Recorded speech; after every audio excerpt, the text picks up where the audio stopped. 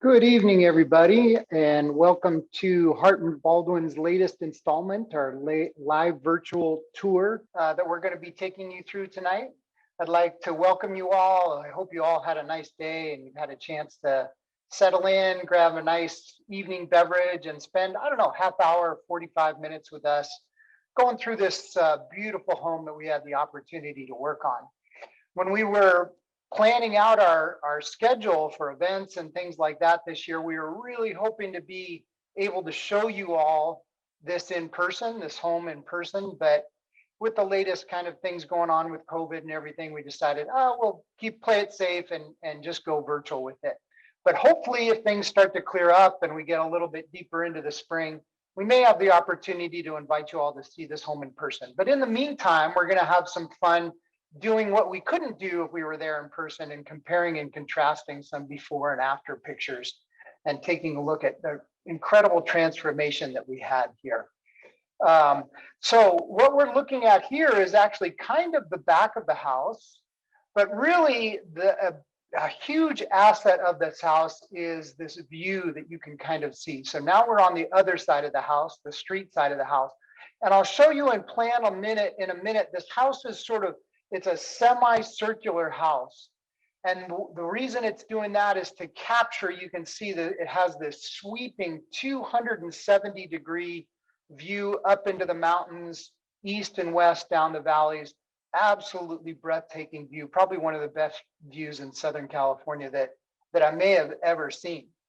So we're going to spend a little bit of time going through this house. I want to give you a little bit of a preview here. Where the entry, this was their new entry. This home was built in 1964, and it really shows a pretty well-developed, what I would say, mid-century modern home. It was approaching the end of that era, so we're going to see a lot of those elements. And you can see in the before that still had that feel of the 1960s, you know? And obviously, since that time, we've developed a lot of technologies with glass railing, steel stringers, all of that kind of thing. So we wanted to take the opportunity to update the house, as well as some other things that were really even more exciting I'll get to in a minute. Another big area, as a lot of you are probably considering, is the kitchen. You know, here you see the kitchen in its state that it is now, but it was dastardly before we got to it. It just was not functioning well, was cut off from the rest of the house. And really, again, this was by this time over 50 years old and really was tired, needing some updating. And so we had the privilege to take care of all of that. And before we get into more detail on the tour of the home, just a couple of quick things. Wanted to just introduce myself. My name is Bill Judson. I'm an architect with HartmanBaldwin. Been with HartmanBaldwin since 2005, so it's been a little while. I'm also a LEED accredited professional, LEED standing for Leadership in Energy and Environmental Design. I have a degree in engineering and architecture, but probably the most thing, you know, when I think about what brought me to this point, brought me to HartmanBaldwin, I think of being raised in my family's stained glass studio here in Highland Park. And just the idea of stained glass being just such a great combination of art and architecture, of those two things coming together, is really a lot of what we do at HartmanBaldwin, because we believe that the places that you live, the places that you are, should be beautiful. They should be enjoyable, in addition to keeping rain off your head and wind out of your house. They should also be beautiful, artistic things.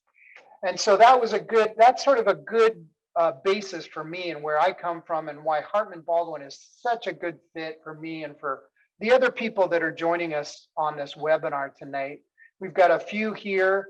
Jesse, Christina, and Danielle are in the background helping us with the presentation and setting this up. They're also there if you should have any questions. You know, you can drop it in the button up on the upper right, the Q&A button.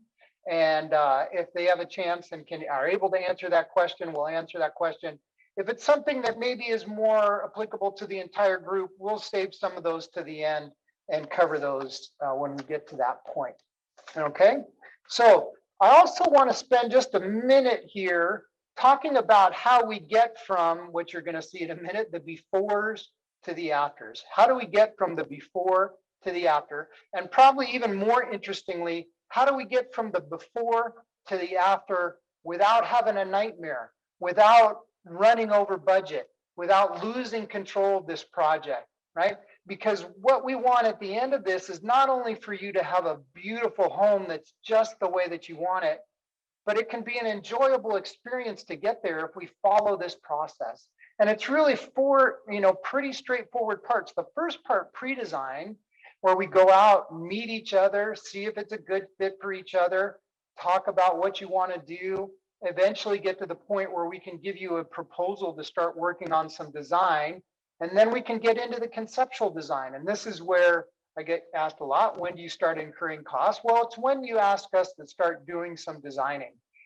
And in the conceptual design, the idea is really just to get the big picture together. What are we doing and what are we going to spend? And that's one of the great things about HartmanBaldwin is since we're a design build firm, we're able to do a little bit of designing and do a little construction estimating. So in the conceptual design, what we're trying to do is find the project that you want and make it at the cost that you see is the value for that project. Then we can get into the design development. Now is when we'll jump into all the details. We'll get engineers involved, get all the materials picked out. So at the end of that, we've got a good, robust set of working drawings so that you understand what the project's going to look like when it's over, that we can build to, that we can go get permitted to, and that we can also give you a guaranteed cost so that when we start construction, we've got it all figured out. We've got our permits in hand. We've got all the details, all the costs, and we can be there and do the work, execute it so that you can end up with something that you would hope for always, and actually maybe even have a little fun getting there. So that's just a little bit about our process. I want to spend a couple minutes talking about the project at hand that we're looking at. And right there, you see, this was the plan of the house when we got to it, okay? So let's talk a little bit about what some of the project goals were while we're looking at this plan.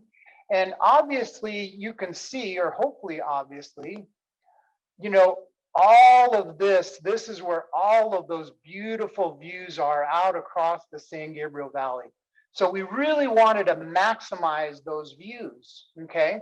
I took you in the entry just a second ago, right? But when we started, if you look at the entry, you notice right on the entry, we have this wall. So you were met with the edge of this wall right on the entry when you walked in, okay? So that wasn't so nice. You also, like I talked about, we have these beautiful views, but if you look here at the kitchen, okay, it's completely blocked off from those views, right? Solid wall.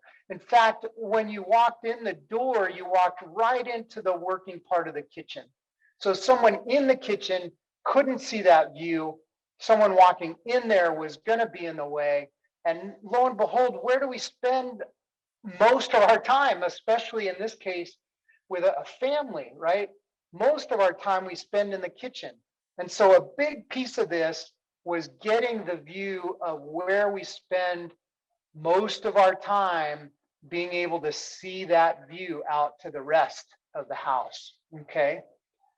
And then you can also see nowadays when we don't see this so much when you walk in the entry. If I come down here, I come basically in a hallway. And again, I've got a home with views, but I'm forced to come into a hallway so that the rooms aren't open to each other.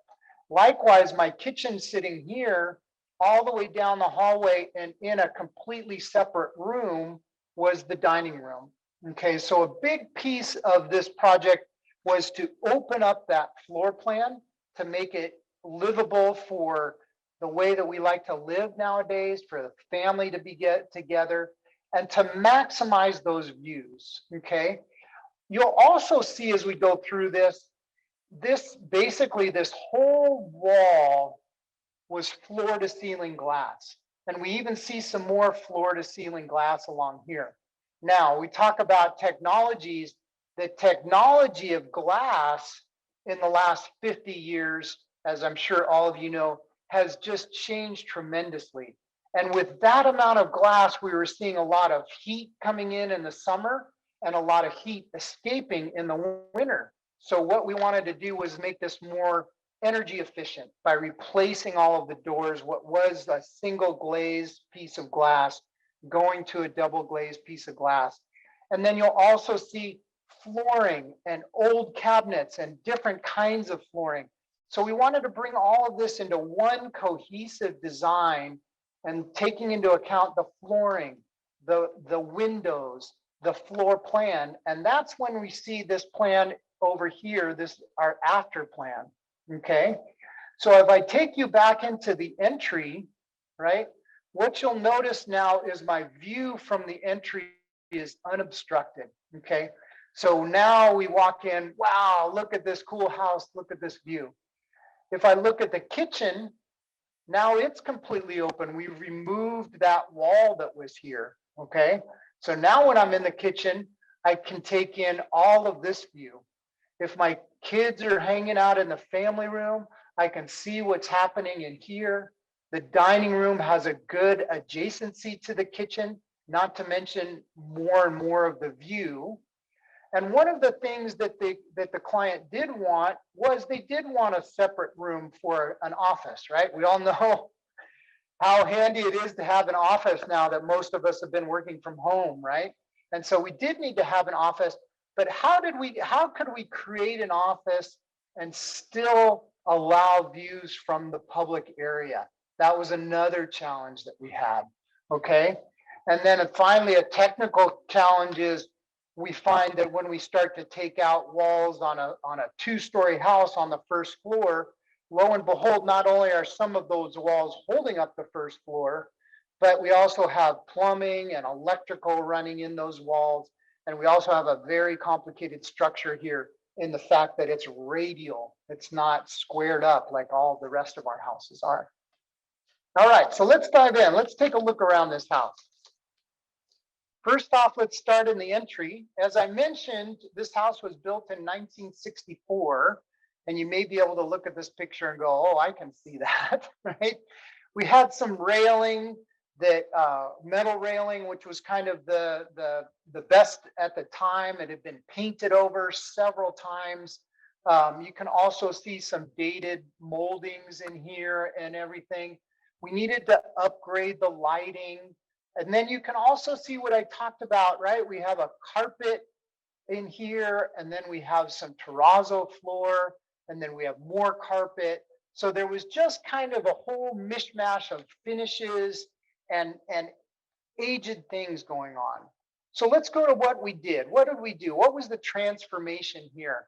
Well, we left the staircase alone, okay, left it where it is. But now you can see we took advantage of some of those modern things that we have with a glass railing. Again, one of the things, not only were we trying to get transparency from out of the house, but that kind of became a theme of transparency throughout the house, to be able to see not just out to these views, but taking in this whole space without all of those little pickets kind of blocking my view. The other thing you'll notice in this picture is we started to change up some of the materials, okay? So you see a terrazzo floor that runs throughout the entirety of the house, okay? You'll start to see a change in materials where before we had kind of a white railing and a white wall and everything. Now we started to introduce other materials, steel on the railing, wood on the steps. We started to paint the ceiling, update the lighting to just completely give this entry hall a whole new look. And even more importantly, we took out that wall. If you remember, there was a wall that I talked about right here that just split that view in two, okay? So now what do we have? You walk in and the house presents itself. It shows you strength. It shows you what it is right when you walk in the door, okay?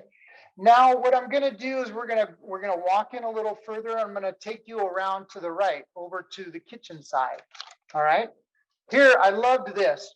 You know, I get going to a lot of homes, and most of the people need an updated kitchen. This was a 1960s kitchen. In fact, some of the appliances were still from the 1960s. The cabinets were from the 1960s.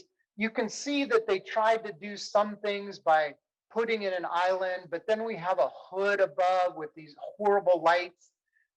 Also, lights kind of dangling down from the ceiling, a lot of popping out of the cabinetry where appliances were and everything. Just a lot of visual clutter in this kitchen, not to mention, uh, practically speaking, there was not a lot of continuous counter space or anything. So we needed to really update this and again, open it up to the view. So let's see what happened. Ta-da. Okay. What a difference, right? You can see now this whole wall was removed, right? So now we can see through these out into this beautiful view. It's hard in the photograph, but you can imagine if you're standing there and able to really see through there, you're able to take in all of that view. And then we're able to update everything by taking out the wall. We got this nice big island that's open out into the family room, replacing all of that cabinetry, calming down the lighting, right? You remember they had that hood dropping down and all of these lights in the ceiling and everything. We wanted to just calm that down so that when you entered this space, not only was it functional and you're ready to cook a beautiful meal, but it was also nice and comforting and a place that you could spend the evening with your family. Let's keep going around the kitchen. This is another view. This is the view, if you can see the where our arrow is, where this is the view out here. I'm looking at this wall right here. Okay. Now, a couple things. One is it's blocking my view, right? And then here I see, you see this cabinet, how it's popped out from the other cabinets and it's breaking up this countertop. Okay. Likewise, this set of ovens, again, popping out into the room. Okay. So all of that just really created a lot of noise, a lot of visual noise. You can see what they had to do to try and get a hood up to suck all of that steam out, and then the lighting as well. So let's look at it after. Wow, what a change. Okay. Now you can see that openness. We've got all of the appliances, and this is a little bit of the esoteric point, but we have a working part of the kitchen back here with an oven, a sink, microwave, and then we've got chairs over here. This is what I love, where people can be hanging out with you in the kitchen over here. You can be out here cooking all together, but no one's in my way if I'm trying to cook, right? That's really where the key of an open kitchen comes into play. Okay. I saw someone pop up a question: how much storage did they lose in the kitchen? We actually got them a little bit more, and I'll show you why in a minute. But one big reason is it's just way more efficient, right? We're not putting a fridge where we could be putting drawers. We're not putting an oven where we could be putting a counter space. Now, we did open up a wall, but you can see we also created a nice big island, and you can see the amount of storage that this island has underneath it. Okay, and I'll show you another way we did this. So let's keep turning around the kitchen. Here, if we look back, right now we're back in the nook part of the kitchen, looking back towards the entry. Here you can see where that pantry bumped out and this bumped out and this cutting up of all of that. You can see the inefficiency of this island just being a couple of feet big, right? All right, let's look at the new one. Okay, much calmer, right? Much simpler, laid out, getting everything not just beautifully laid out and well fit together, but getting the right thing in the right place and installing it in a way. So now we've got all of these continuous work surfaces. We've got this beautiful view. Let's go to the next picture and I'll show you where we got more of their storage. Now we turn around and look at their breakfast nook, okay? And then I want you to take note of this wall, right, which has nothing on it right in here. That's this wall right here. Okay. How do we get more storage in a kitchen? Well, we just find more room in a lot of ways. So this, we took that whole wall, and now not only is this storage contiguous with the kitchen, but you can see what happens actually is now here's my eating space. Now I can have table linens in here and cups and glasses right where I would want to use them and not too far from my dishwasher.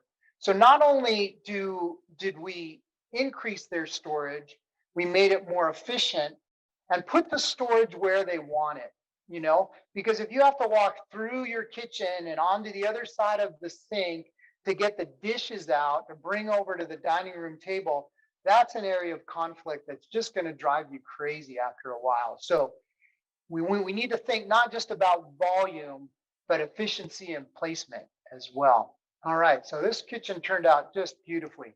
Let's move into the family room. Similar situation, these were cheap cabinets. I know, how it is when you're building a new home. Sometimes when it comes to something like this, you're like, oh, we need to save a little bit of money. And hey, that lasted 50 years. But now, with the way that we want to use a space, I mean, we all know how big TVs are, right? And the things that go along with TVs, like AV equipment and speakers, all that kind of thing. So we really needed to rethink this wall because it became a very important part of the house. So let's take a look at it. There you go. Okay. Now you can see we can get a nice TV going on in there. We hid some things, right? Still some display area. You can also see how close this great connection to the kitchen is now, because you could be, sitting here watching TV and someone's right here talking to someone in the kitchen. You feel like you're all in the same space, right? Before, this was not only two spaces, but it was a family room separated by a hallway, separated by a kitchen. Now we have all of this all together. You can also see we started to bring in some new colors in the ceiling. And then you can also see the new windows, right? I mean, that's a small thing, but all of those windows have been replaced with dual glazed thermal efficient windows. All right, let's keep going. Now, oh yeah, this is another look. Let me make sure this is turning back towards the entry. Okay, so you can see the front door here. Nice vintage 1964 front door. You also see a lot of the wood paneling that really kind of darkened things down. The ceiling had just become sort of drab and blah. Let's freshen this up. Let's make it new, contemporary. Show me what it looks like now. There we go. Look at how beautiful, look at how open, how bright. You can see what having that nice consistent floor running throughout the house, how that just makes things feel bigger, makes it calmer. And now we got that place to share space together and have it all continuous. Let's keep going. We're gonna turn around here. I talked about that office, right? We needed to find a space for an office. And we decided that the client wanted to keep this living room intact. So we were going to live with this wall. And so this ended up being a good spot for that office.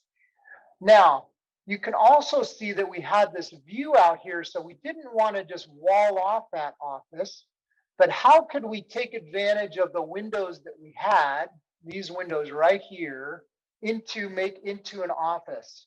And still make an office. So what we did, let's go ahead and show you, was rather than take this wall all the way across and wall this in, right? This could have been a solid wall with just a regular door, okay?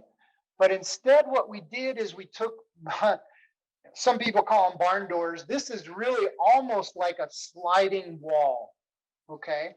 So if I can go back one slide real quick, what that let us do is now if I'm standing here, I'm basically standing in the entry, right? Looking out at the house, I can still see this view here, because this barn door, this sliding wall is opened, but when it closes, it's going to close right here. Okay, right on that post, right? So when it's closed, I'm not going to see out of this one, but when it's open, I'm able to take in that whole expanse.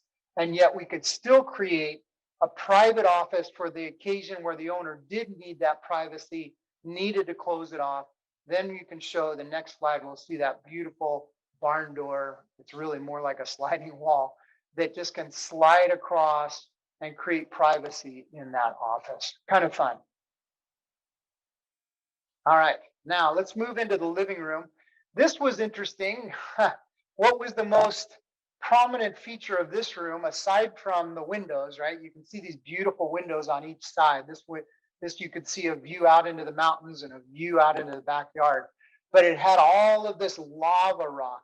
Not only did the lava rock kind of capture this whole wall, but it turned the walls as well. All right. So just a real kind of dominant feature in this room that we had a lot of discussion about, because there's something to be said about this. Was of the period, right? And the mid-century modern used a lot of stone, flagstone, lava rock, all of that kind of thing. So we wanted to pay some homage to that and not just get rid of it entirely, but yet it needed to calm down and not be so dominant in the room. So after a lot of discussions, a lot of design ideas, let's click to the next slide and we'll show you what happened. We decided to take out some of it, right? If you noticed in the one before, the fireplace looked like a little postage stamp in the wall, right? Because it was just consumed with all of that lava rock. Okay, so what we did was we said, okay, let's save some of it, but we do have a fireplace here, and these clients had a beautiful piece of artwork that they wanted to display. So we decided, let's play up that fireplace and surround it with this calm drywall and maybe make it a little bit bigger. Okay, we took it off of the walls that returned and just kept it on either side of the fireplace. So now as you look at it, it's much calmer. It still retains the mid-century finish, mid-century material that we were after, but isn't quite so dominant in the room, because this is what we want to see, right? We want to see that view, okay? So we don't want to have other dominant features happening into this. Before we move off of this slide, I want to talk about one other thing, because you can see there's a lot of glass here. We were able to get the thermal side of it down, but what about privacy? Okay. And what we were able to do here is right up this, if we were to really show you, this glass actually comes right up into the ceiling. But we dropped a little valance right here, just enough that we could tuck a vertical blind up in there and put it on a remote control. So anytime that maybe the sun is too bright, or they want a little more privacy, or the Super Bowl's on Sunday, we need to cut the light down, we can push a button, those shades will come down, darken the room, and give us more privacy. I also showed you on the other side. Let's click over to the other side of the room now. Here's that beautiful set of accordion doors. And originally, this was a couple of those big windows, floor to ceiling. And then we had just a French door right here, okay? But I don't know, was it 85 degrees outside here in Southern California? And we love this idea of indoor outdoor living. So what we did here was take out those windows and give them an accordion door, or however you want to call it. So those 3 leaves of door open up, and now we've got this big wide opening that we can flow right to the outside. And when we're entertaining, or even just hanging out on a weekend, want that indoor outdoor living. So let's turn around and look at what that outdoor space is. Okay, so here's that door we just saw from the inside.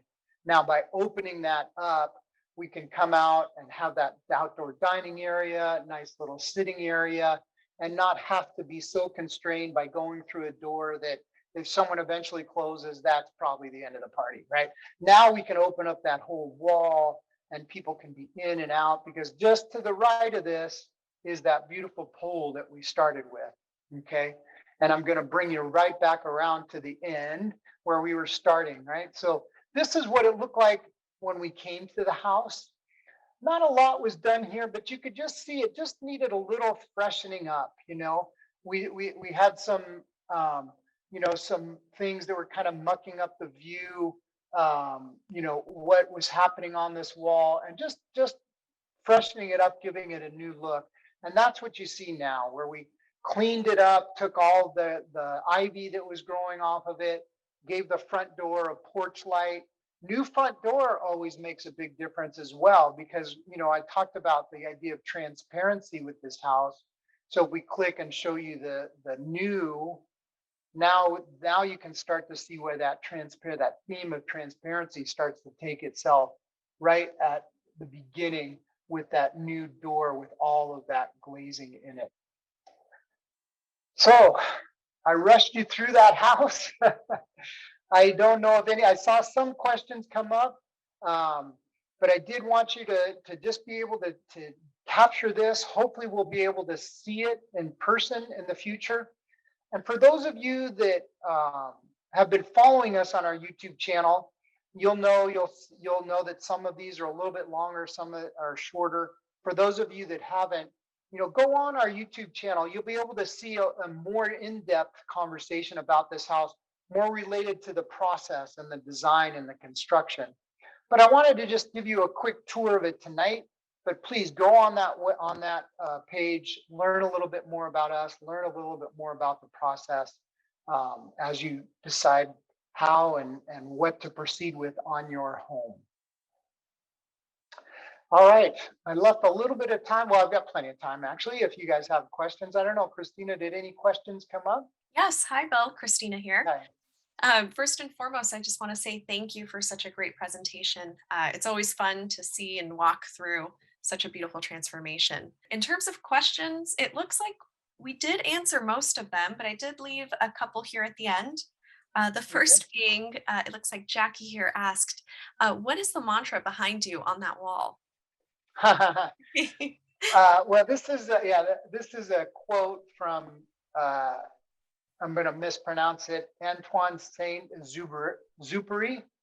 He was, I think it's he, author of The Little Prince. And Bill Baldwin, the CEO, founder of our company, is a big fan. And it says, if you want to build a ship, don't drum up people to collect wood and don't assign them tasks and work, but rather teach them to long for the endless immensity of the sea. Kind of cool, and that's really comes right from Bill Baldwin. And I think, the idea of yearning for beauty, yearning for community, yearning for quality, yearning for pride in what we do. All of those things are the things that we hold dear, that are those longing for the sea. So thank you, Jackie, for noticing. Yeah, absolutely. It looks like we also just got one from Heather here. Are you able to provide an idea of the budget? And did the project include the furniture or were these in the owner's collection? Hmm. Good question. I hesitate to talk about the budget because everybody's budget is different. And there were a lot of things in this home that were sort of outside of what I would call like a remodeling. Like we added solar panels and we put on a new roof. We had all new flooring. So really what we're all about is spending time with you to understand what your project is, what your goals are, and helping you understand, what that what you want to do, and getting it in balance with what you want to spend. So everybody's different. Um, and in regards to the furniture, actually, ironically, the owner of this home, one of them, was an architect and did architecture other than residential architecture, but certainly had a love and a passion for design. And so when we were all done, they went through and collected all that beautiful furniture that you saw. So the furniture was all them. Yeah, great question. Let's see here. It looks like we are all wrapped up in terms of questions. Okay. Well, thank you all for being here tonight. We kept it to about a half hour so you can go on and tell everybody what a wonderful webinar you had this evening and get on with the rest of your evening. So thank you all for coming. I do want to say, if you'd like to stay connected to us, or if we get the opportunity to be in person and in person go through this home, make sure we know how to be in touch with you. Be in touch with us. We're on all the socials, so you can look us up on there. And by all means, go onto that YouTube channel if you want a little bit more information. This was kind of quick and fun and on the surface, but if you want to learn a little bit more about design and how we work and construction, go on the YouTube channel, our Hartman Baldwin YouTube channel. You'll find a lot of information there. And we're also going to have another webinar coming up shortly that's going to talk about what we're finding now. You guys are all hearing in the news supply chain issues. How is that affecting residential remodeling and construction? You're hearing about price inflation, all of those kinds of things. So in the next coming webinar, we're going to be talking about those and what you may be able to expect moving forward. So stay in touch. If you ever would like to talk to one of us in person, we're here. Just reach out, and we'd love to see you. So thank you all, and have a wonderful evening.